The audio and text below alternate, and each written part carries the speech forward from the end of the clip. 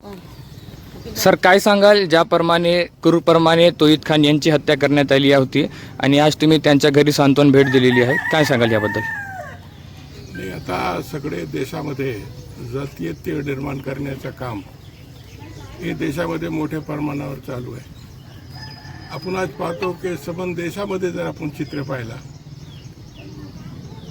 तो मुस्लिम समाजाचे एकटे व्यक्तीला पाहून, मग ते कुणी प्रवासात असेल किंवा असा व्यक्तिगत कुठं जात असेल, त्याला जीवे मारण्याचं काम मोठ्या प्रमाणावर हे देशामध्ये जातीय संघटना, बजरंग दल सारखी म्हणा, गोरक्षकच्या नावामध्ये जे काम करणारे म्हणा, हे लोकांच्या माध्यमातून केलं जाते आणि हे लोकांना सरकारच्या पाठबळ हे निश्चितपणे आपल्याला आज दिसते.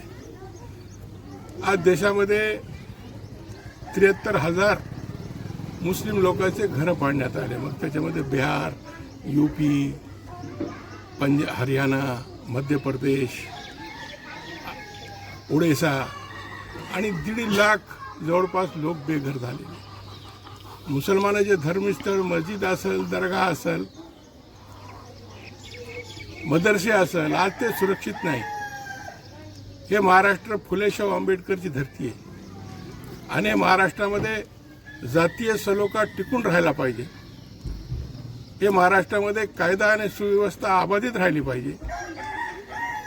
मी आपल्या माध्यमातून हे राज्याचे मुख्यमंत्री देवेंद्र फडणवीस साहेबांना विनंती करेल की त्यांच्याकडे ग्रह खाता आहे, त्यांनी जे तौहीद खान यांची निर्गुण जी हत्या करण्यात आली याच्यामध्ये विशेष लक्ष घालून तपास चांगल्या पद्धतीने करून जेवढे आरोपी आहेत त्याच्यामध्ये ते सगळ्याला अटक झाली पाहिजे आणि त्याला कडक शासन झाला पाहिजे, हे आपल्या माध्यमातून माझी विनंती आहे. सगळीकडे एक मागणी होती की अल्पसंख्याक सुरक्षा कायदा सदनमध्ये पारित करण्यात यावा, यासाठी तुम्ही तुमच्या पक्षाच्या माध्यमातून सदनमध्ये आवाज उठवणार का?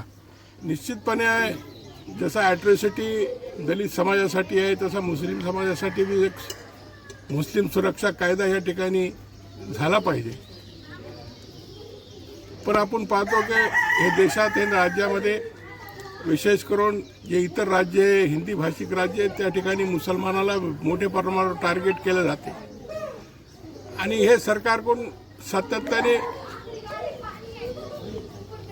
हेट स्पीचेस,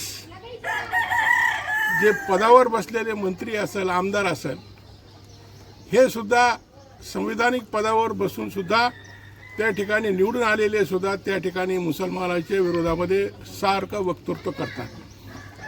तर आमची मागणी आहे, पण हे कितपत हे सरकार बसलेले लोक किंवा हे सरकार मुसलमानासाठी संवेदनशील आहे हे येणारा काळच आपल्याला सांगेल. मी आपल्या माध्यमातून एवढीच विनंती करेल की हे तौहीद खान यांची जे निर्गुण हत्या झालेली आहे याच्यामध्ये विशेष सरकारने लक्ष घालून त्यांच्या कुटुंबियाला न्याय मिळवून द्यावा.